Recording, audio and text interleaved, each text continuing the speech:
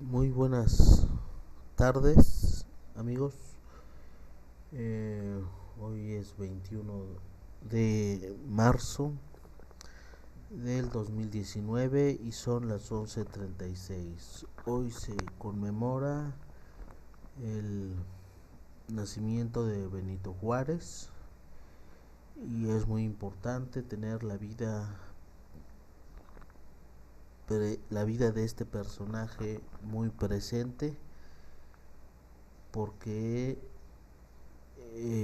Benito Juárez nos dio su ejemplo a seguir de cómo es preferible, como dijo otro grande, más reciente, más acá de este siglo XX y también en parte finales del último, Emiliano Zapata, que más vale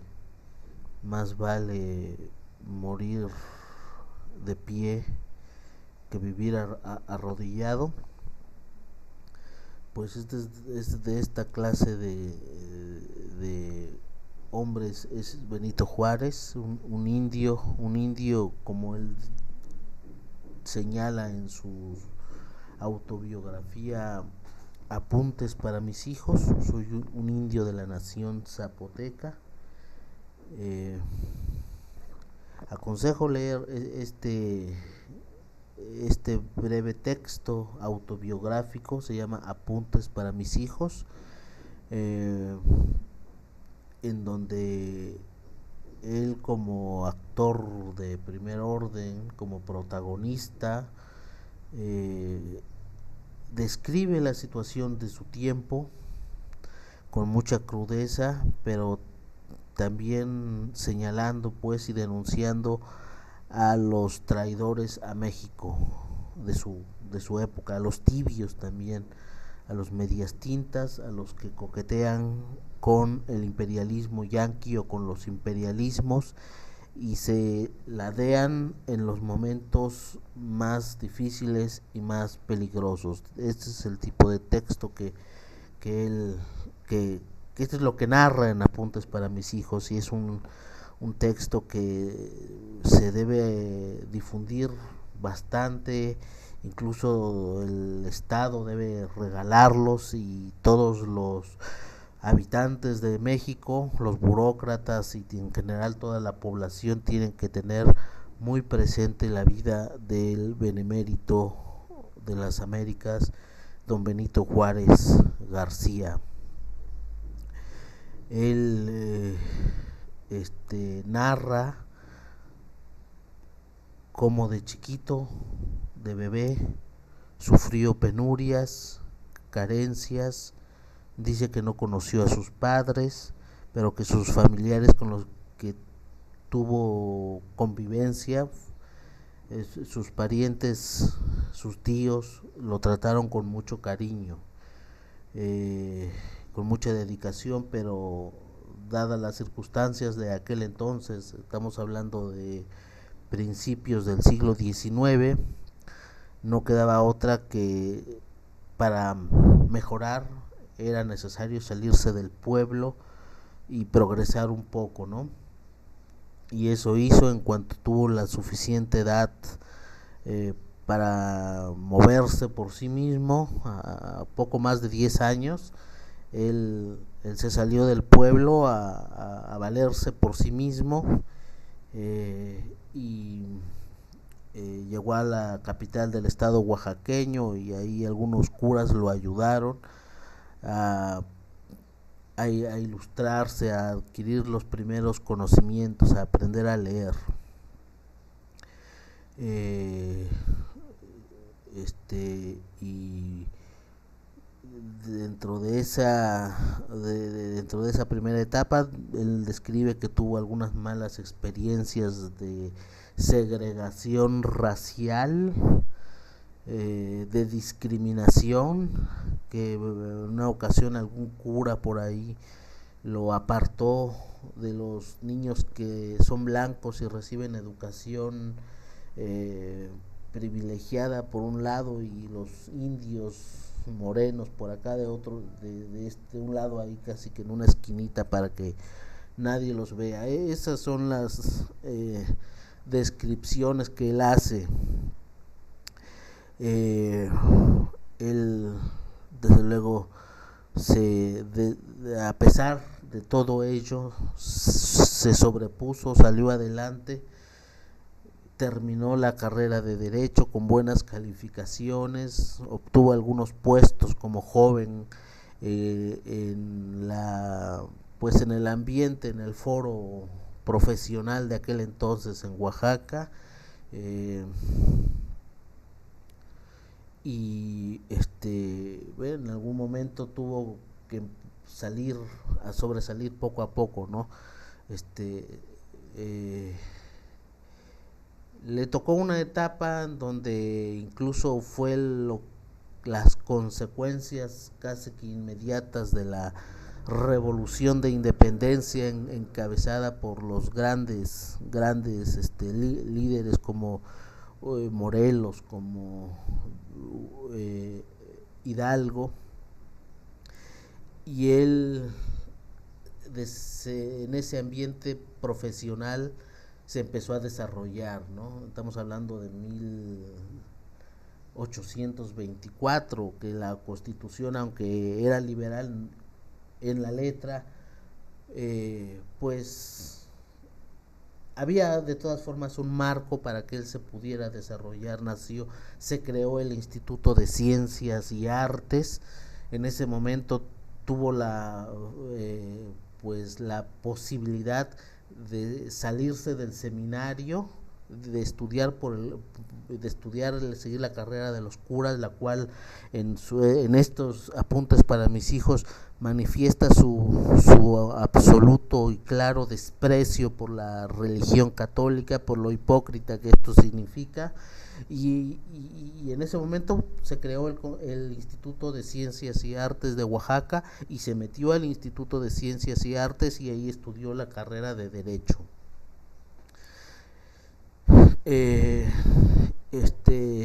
En un momento dado se le presentó un problema jurídico que había que resolverle ahí a algunos paisanos de él, algunos indios, los hichas, y porque algún cura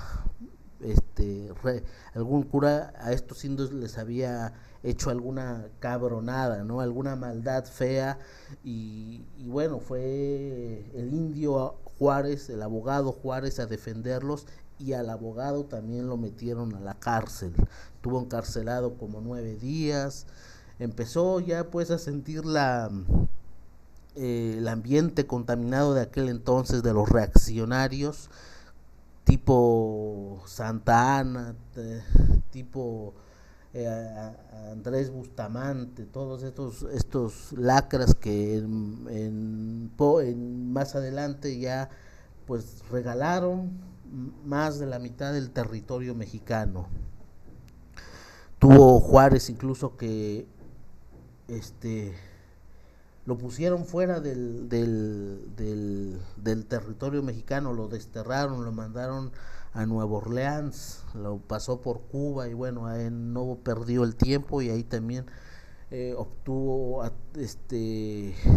trabó amistades muy importantes para su lucha por la independencia de México. En ese entonces también estaba muy en su apogeo la revolución de Ayutla, encabezada por el general Juan Álvarez. Triunfó la revolución de Juan Álvarez para sacar definitivamente al traidor Santa Anna, y se dio un ambiente más favorable para que el indio Juárez regresara a territorio mexicano, y enseguida pudieran fortalecerse ese proyecto de Juan Álvarez, ¿no? De darle más poder al pueblo, de disminuir el fuero, sobre todo de la Iglesia del Vaticano, ¿no? Le comisionaron para hacer las leyes de reforma, la ley sobre la administración de justicia, y bueno, estos son algunos de los antecedentes más importantes que él, que él vivió, que él narra en sus apuntes para mis hijos. Describe la posición mediocre, tibia, chambona de Ignacio Comonfort para aplicarse estas reformas, y su postura de no querer dañar a los ricos. No, pues el indio es radical, Juárez es radical, y él, él este él narra hasta ese momento, hasta que él es gobernador de Oaxaca. Y bueno, como gobernador de Oaxaca hay una formalidad ahí donde que los curas tienen que intervenir para darle la bendición o algo así parecido, y el cura se lo negó, ¿no? De todas maneras, pero él como si me estuviera haciendo, fuera a hacer un daño el hecho de que me dé o no me dé esa persignación, ¿no? Es decir, aquí se nota la independencia de Juárez, la división radical que tiene que existir entre lo que es la religión y la iglesia, ¿no? Es importante este tema. Por ahí hay un documental de un intelectual venezolano comprometido con la causa bolivariana, que se llama Vladimir Acosta. Aconsejo, es un documental grande que habla sobre estos problemas de la división que tiene que existir entre el Estado y la Iglesia Católica, ¿no? Esta división necesaria por lo que significa el poder del Vaticano, ¿no? El poder que ellos se disfrazan de ovejitas y todo eso, la religión, y me persigno y todo esto, y me disfrazo de hermanita de la caridad, pero por otro lado estoy acuchillando a la gente humilde. Esta es la lucha de Benito Juárez, ¿no? Y entonces en este momento, pues siempre es importante hacer las comparaciones. ¿Qué situación en la actualidad se parece a la que vivió Benito Juárez, ¿no? Él ya no narra en estos apuntes para mis hijos lo que pasó después, la intervención francesa, pero igual se destacó como un hombre valiente, que entregó toda su vida, todo su ser a la causa de la auténtica soberanía de México. Aquí al lado, aquí junto a Benito Juárez, pego aquí al presidente de Venezuela. Es alguien que podemos compararlo con Benito Juárez. Él está defendiendo en este momento la soberanía de los venezolanos, y está sufriendo él y su pueblo las presiones del tipo que en su momento, en el siglo XIX, sufrió Benito Juárez.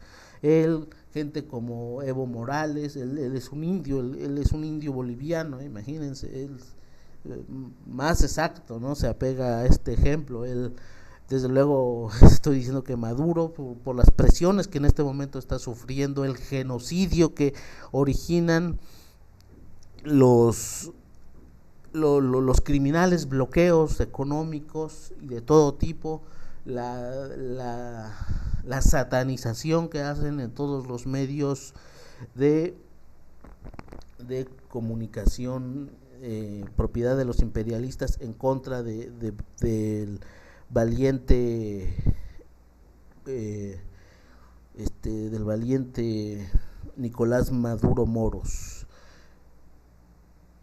Otro tanto igual podemos decir de Daniel Ortega, de los cubanos, de Bashar al-Assad, todos aquellos que de una manera se enfrentan al imperialismo yanqui, y trabajan por el pueblo y resisten los bloqueos, los asesinatos, todo tipo de crímenes que el imperialismo orquesta contra estos grandes líderes, contra estos grandes pueblos revolucionarios. Es importante incluso compararlo con el papel que está desempeñando el actual presidente mexicano y preguntarse, ¿está haciendo el señor López Obrador un papel como Benito Juárez? ¿Está bien que se reúna en estos momentos difíciles con un agente del imperialismo yanqui como es este individuo que incluso no tiene un puesto así de alto nivel, para que se reúna a escondidas en la oficina de otros basuras, de una empresa basura que incluso se ha dedicado a él mismo a satanizarlo como es a López Obrador? Está bien que Obrador se reúna con esta clase de gente en lo oscurito o casi en lo oscurito. ¿A qué vino ese individuo? ¿Acaso vino a presionar para que adopte una postura traidora en contra de los movimientos de Latinoamérica? Obrador, ¿de qué lado debe estar? ¿A quién debe manifestar claramente su postura de patriotismo? ¿Lo hace? ¿No lo hace? ¿Manifiesta clara amistad y apoyo solidario con estos movimientos? No. Se escuda en una mediocre, en una chambona tibieza, en una imparcialidad que más ayuda a los Estados Unidos. Entonces, en este sentido, es importante tener muy presente la vida del benemérito Benito Juárez García. Viva Benito Juárez García. Es un ejemplo y da ejemplo. Y su trayectoria nunca va a morir, nunca va a morir. Líderes como Fidel Castro, como el mismo Nicolás Maduro, en sus discursos y en sus actos tienen muy presente el ideal de Benito Juárez. Chávez tenía muy presente a Benito Juárez. Alguna vez expresó Hugo Chávez que el ideal de Benito Juárez está más vivo que nunca. Por ahora es todo, estimados amigos, y hasta otra próxima ocasión.